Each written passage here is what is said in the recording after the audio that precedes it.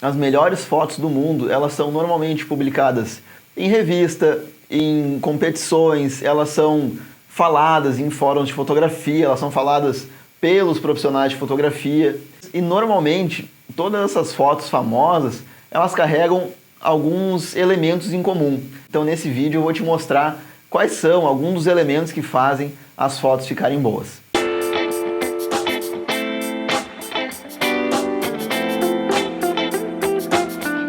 Opa! Aqui é o Felipe Calil, criador do Jornada da Foto e também do Método 20, que ele te ensina a criar fotos únicas e a enxergar como um fotógrafo.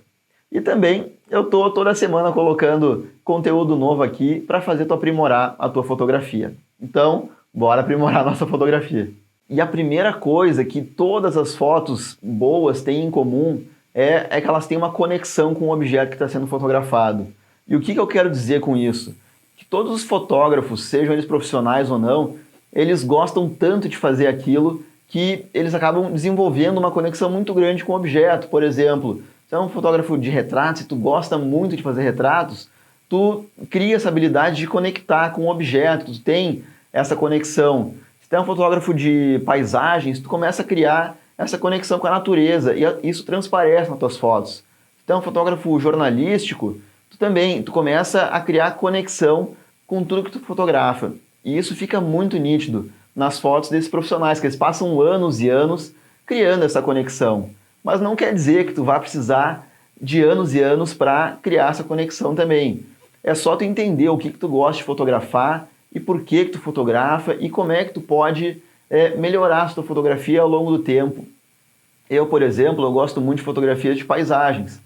Então, ao longo do tempo, eu venho criando essa conexão. Eu começo a entender como é que o vento ele sopra na paisagem, como é que a chuva ela altera as cores das folhagens. Eu começo a entender que o sol ele é diferente nas diferentes estações, e isso muda de acordo com o lugar, com a altitude, enfim. Essa é a minha perspectiva. Pode ser que tu goste de fotografar animais, então tu começa a entender mais como é que aquele animal vive, ou se tu gosta de fotografar pessoas, faz uma pesquisa ou conversa com as pessoas antes de sair fotografando. Ou se tu fotografa mais no estilo cotidiano, jornalístico, vai vários dias no mesmo lugar para entender como é que aquele lugar realmente funciona. Então a ideia aqui é criar uma conexão com o que tu está fotografando. E isso, todas as fotos boas já tiradas têm essa conexão.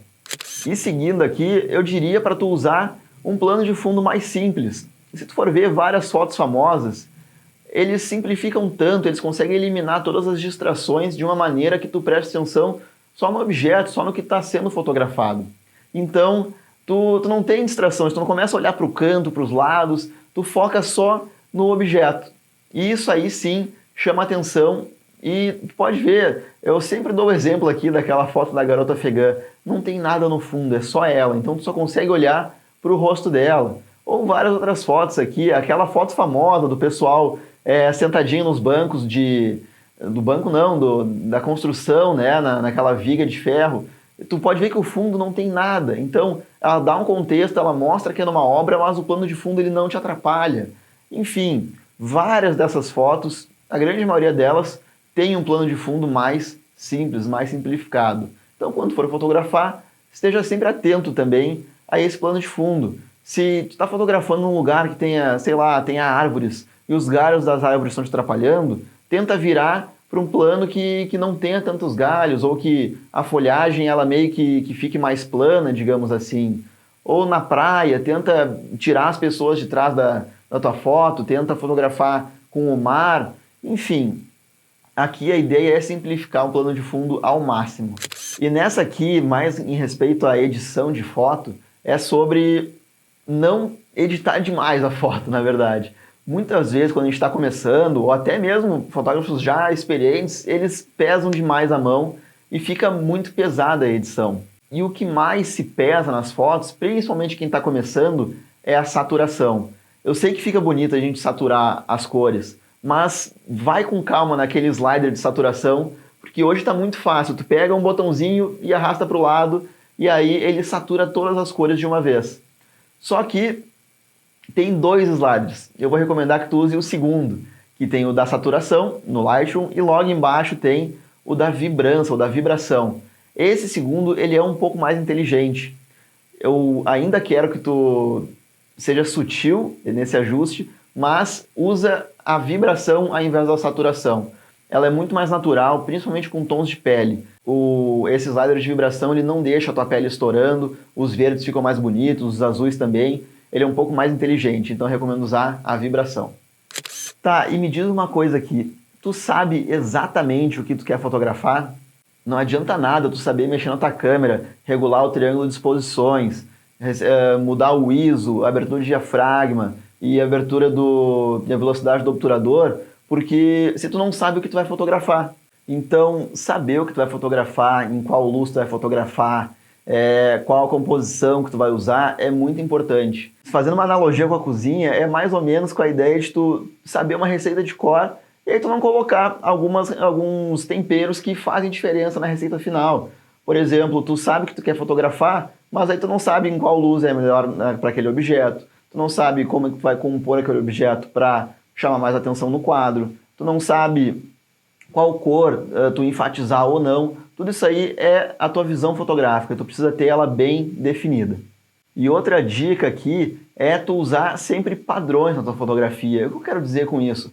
Padrão pode ser qualquer coisa, pode ser um cabelo, pode ser um objeto, pode ser uma pedra, pode ser uma forma, enfim, qualquer coisa pode gerar um padrão.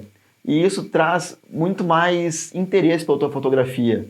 Como a gente já falou antes, aquela foto dos carinhas sentados na obra, aquela foto bem famosa do pessoal sentado na viga, eu te garanto que se fosse uma pessoa só, eu acho que não teria tanto impacto, tanta força aquela foto. Mas como se fez um padrão de várias pessoas fazendo a mesma coisa, sentadinhas, uma do lado da outra, comendo, parando para o café, ficou uma foto muito mais forte.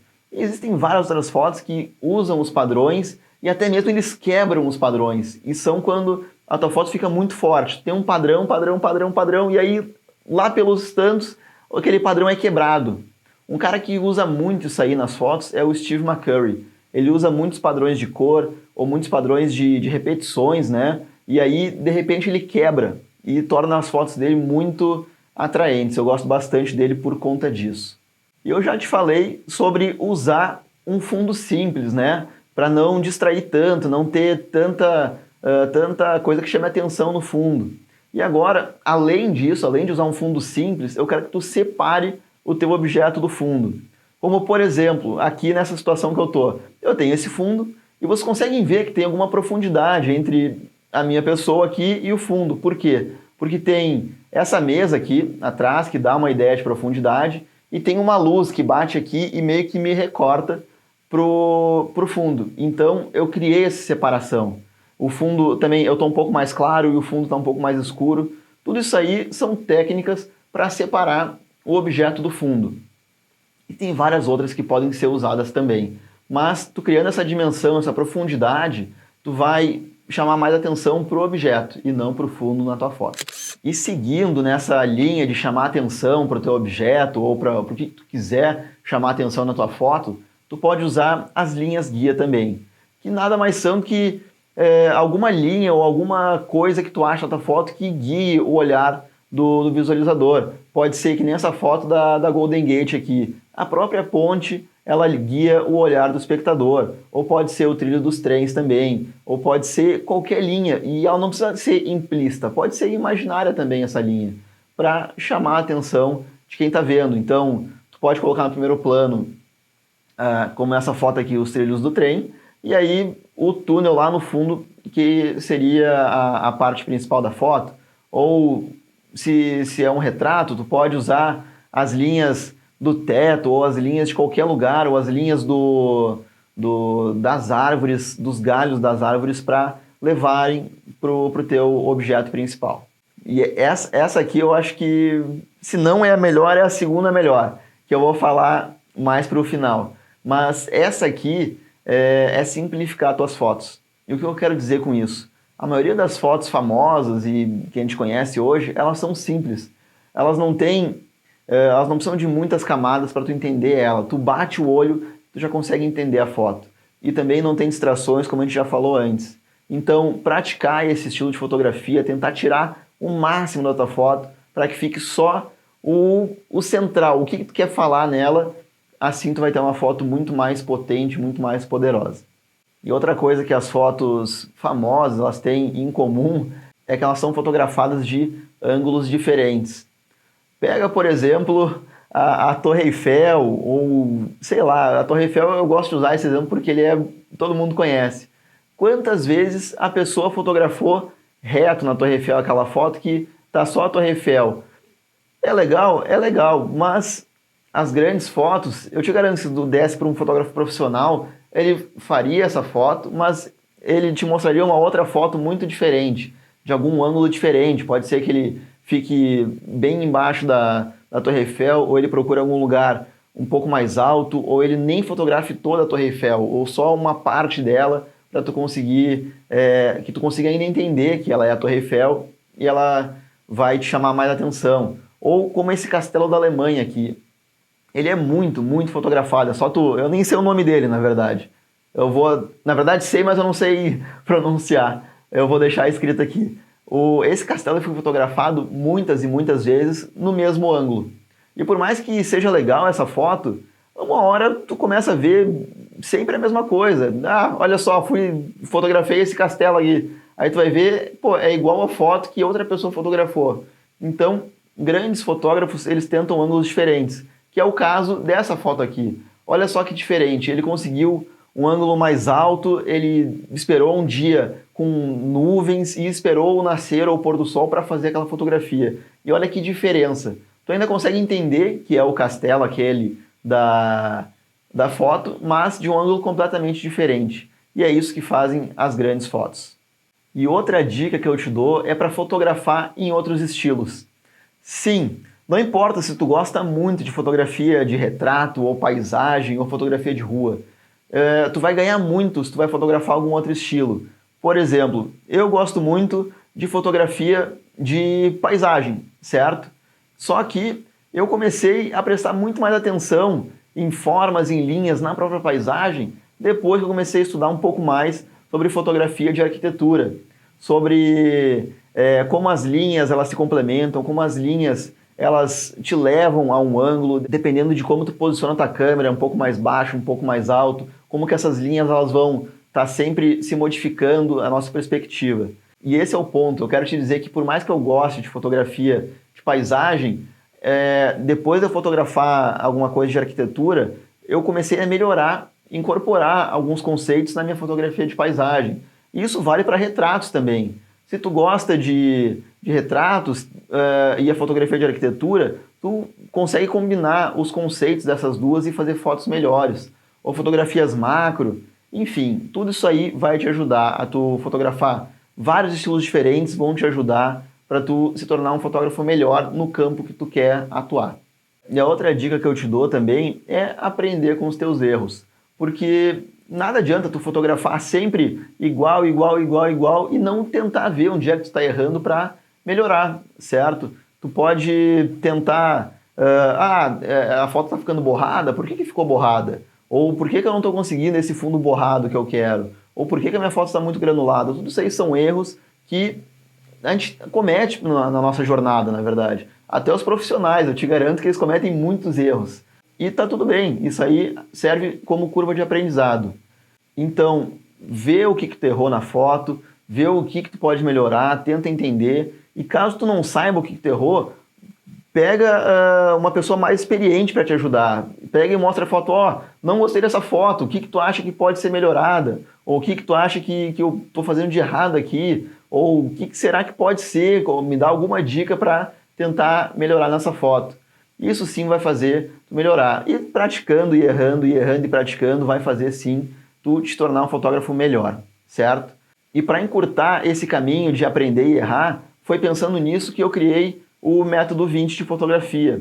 Lá nele eu vou te mostrar tudo o que funcionou, ou tudo que funciona na fotografia, porque eu passei mais de 10 anos fazendo esses mesmos passos, esse mesmo aprender, errar, consertar, aprender, errar, consertar. E hoje eu já tenho uma experiência que eu consigo passar para as pessoas e dizer, olha, tu está fazendo isso aqui errado, tenta fazer dessa forma.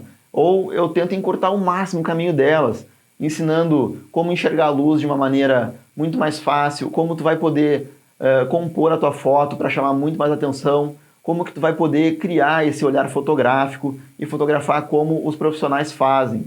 Também vou te mostrar como tu vai poder regular a tua câmera e masterizar ela, e como tu vai poder editar como um profissional, desde o iniciante até o avançado, certo? Então eu te pego desde o começo, toda a teoria, te mostro toda a prática. A gente tem mais de 15 aulas práticas aí, de todos os estilos de fotografia, seja de retratos, seja de animais, seja de paisagem, ou de arquitetura, de fotografia de comida, enfim. Tudo isso aí a gente mostra lá no curso. E se tu te interessar e quer te aprofundar mais, fazer fotos melhores, eu deixei o link aqui na descrição para tu começar ainda hoje. Então, valeu por ter ficado até aqui, um grande abraço e tchau!